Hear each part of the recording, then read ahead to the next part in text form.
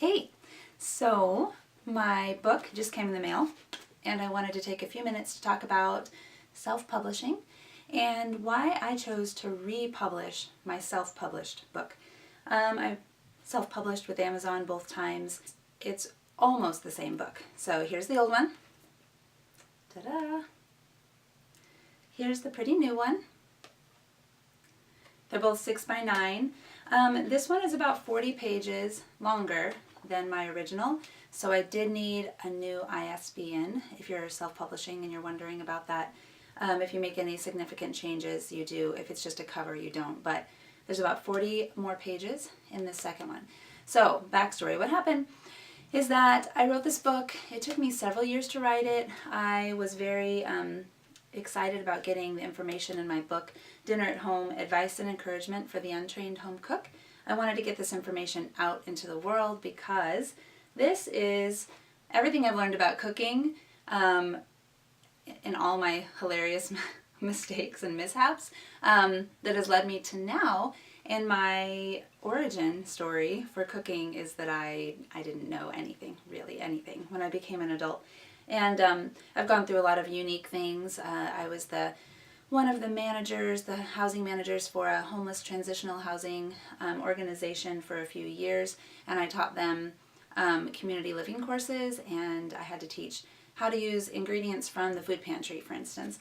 So I learned a lot of things, and I wanted to share it with other people who found themselves as adults not knowing what they're doing. And I have a lot of funny stories. So I knew for a long time I wanted to put them down. And I also knew that I wanted this book to be as helpful as possible. So I didn't want it to be very expensive. I didn't want to wait 10 years for it to come out. I didn't want to have to sell it to a publisher, you know. So I decided to self-publish so that I could immediately pass it around. Well, I still wanted it to be as professional as possible. I think that's really important with self-publishing because sometimes self-publishing has a bad reputation, but it has so many good elements that I'd hate to further that negative reputation. So I hired an editor so that there were few mistakes on the inside. And I wanted to hire a cover designer, but it didn't work out. One, because it wasn't really in my budget, and all the people that I knew that could have done it for free were very busy.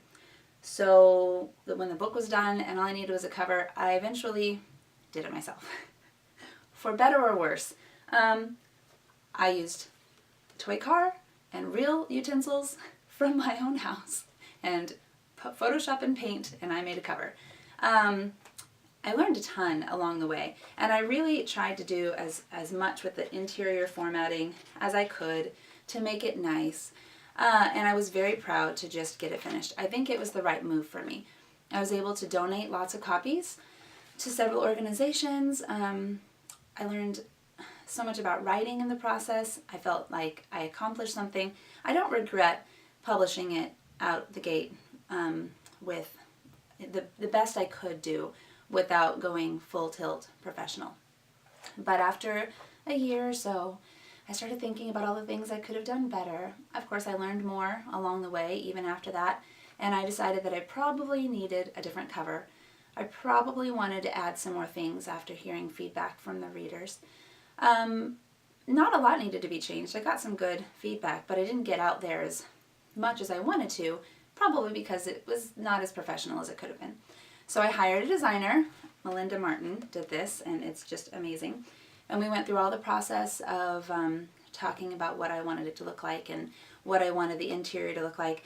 She found some really adorable graphics to include. I added recipes because that was one thing that a lot of people told me that they wished there were more of. And she found, she knows what she's doing, and so she made the formatting much more professional looking. The tables just look nicer, everything fits nicer. She found cute little, graphics to insert. So it's essentially the same book, but I'm a lot more proud of this final product than of the other. I'm still very fond, and I'll feel nostalgic about this first one, but I'm glad I went ahead and did it.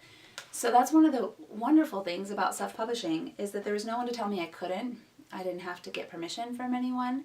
I just had to follow the rules. And on Amazon, the rule is if you change it significantly, you get a different ISBN, which is free if you want to use their ISBNs, which I did.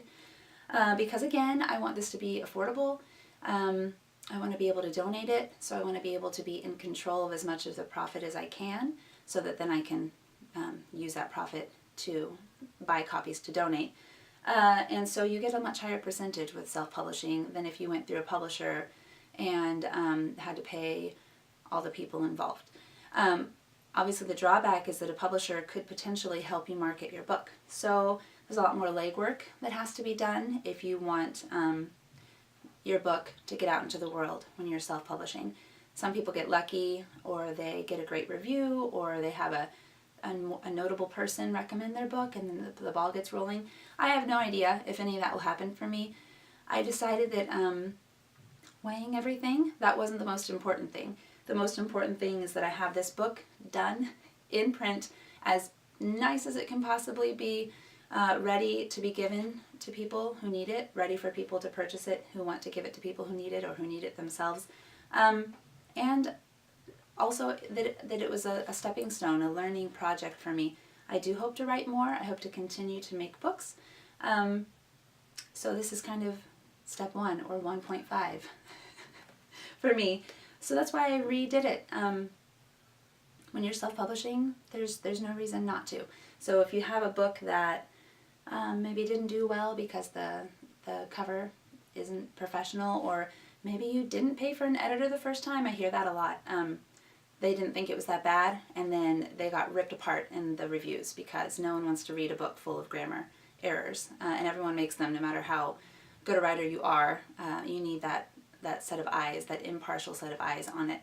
So for whatever reason, if you're looking at your self-published book and thinking, I'm proud of it, but gosh, it could be better, or maybe if I changed this, it would do better, just do it. Hire whatever person it is that you need to hire to make it the best that it can be. Make a plan and jump in. And hopefully all of you who read my new book, or who read my old book and now want to check out the new copy, will agree with me that this new book is a nicer finished product. So I'm excited about it. Thanks.